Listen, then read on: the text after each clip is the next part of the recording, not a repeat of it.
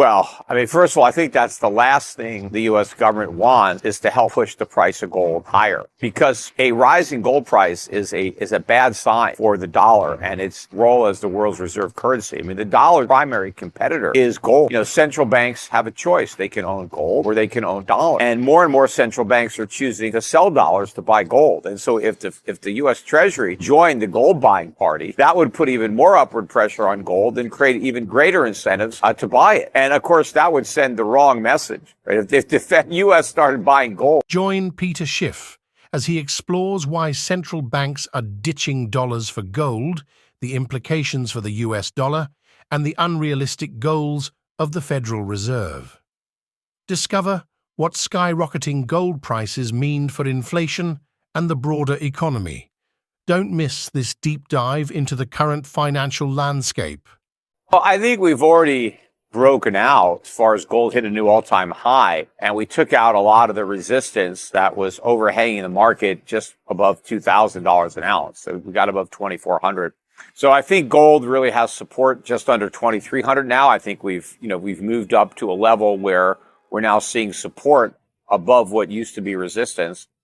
But what might be the catalyst for a more substantial move that will get the price of gold to 3,000 and beyond would probably be the realization that inflation is not going back down to 2% and that the Fed is going to stop trying to get it there, or at least pretending that it's trying. I think the markets right now still are harboring this fantasy that a return to 2% inflation is possible. In fact, if you look at the break-evens on 30-year treasuries and tips, investors are expecting inflation to average 2.3% for the next 30 years. I mean, that is a complete pipe dream that that's going to happen.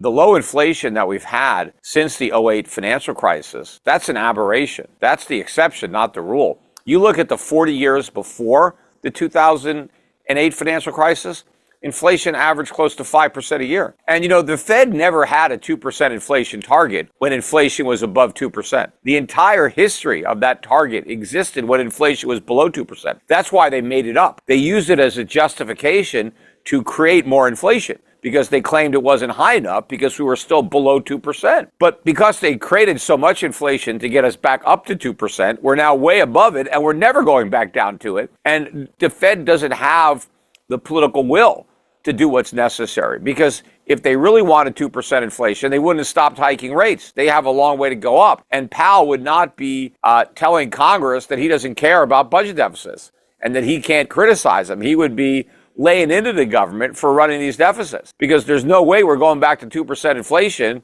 with $4 trillion a year budget deficits. It's just not even possible.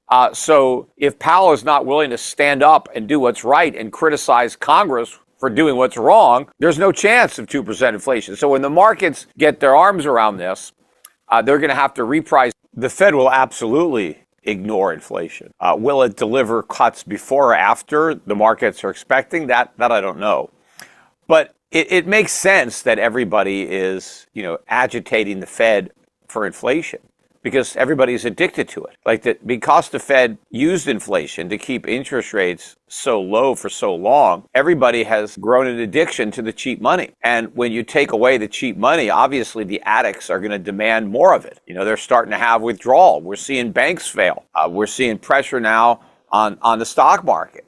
Debtors are feeling the pinch of rising interest rates. Consumers, not only are they dealing with rising prices for food and energy and everything else, but the cost of paying interest on their debts has also gone up a lot. So everybody wants the Fed to reduce rates, and so eventually they will. But they can't reduce rates to prop up an overly leveraged economy and fight inflation. They're mutually exclusive. In fact, when they try to bail out the debtors by printing money, they're conceding and they're losing the war on inflation. Inflation wins, and it's going to accelerate to a whole new level. Well, I mean, first of all, I think that's the last thing the U.S. government wants is to help push the price of gold higher, because a rising gold price is a bad sign for the dollar and its role as the world's reserve currency. I mean, the dollar's primary competitor is gold.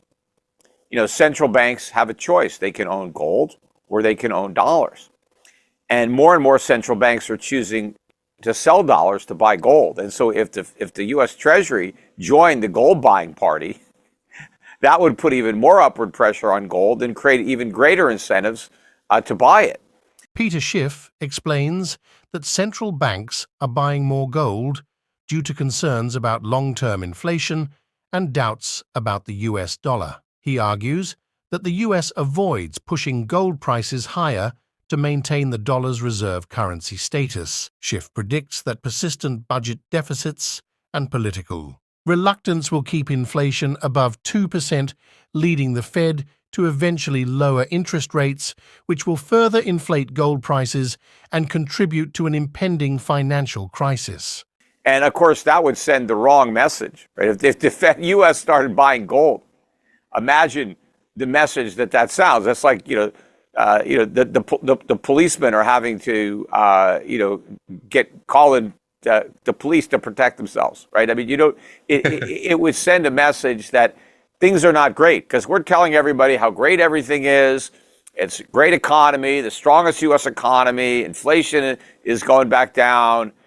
So why would the U.S. be buying gold? It would be sending a mixed message to the world.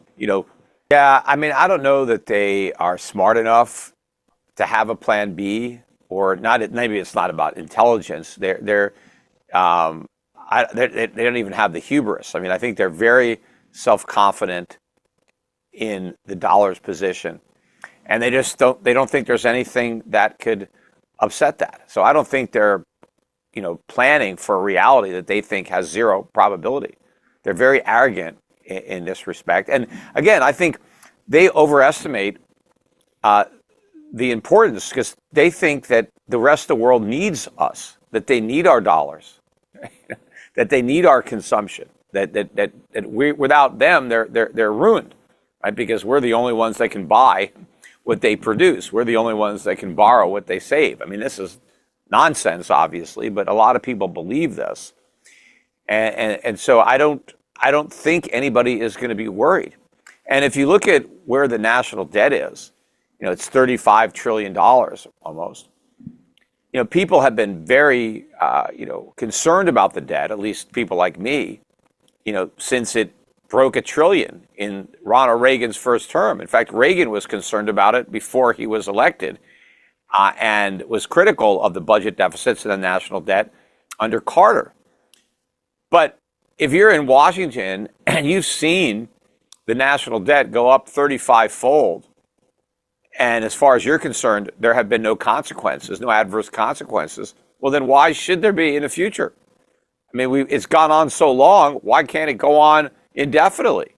If the people who were worried about the deficit when it was at 5 trillion, 10 trillion. We didn't do anything about it. Now it's 35 trillion.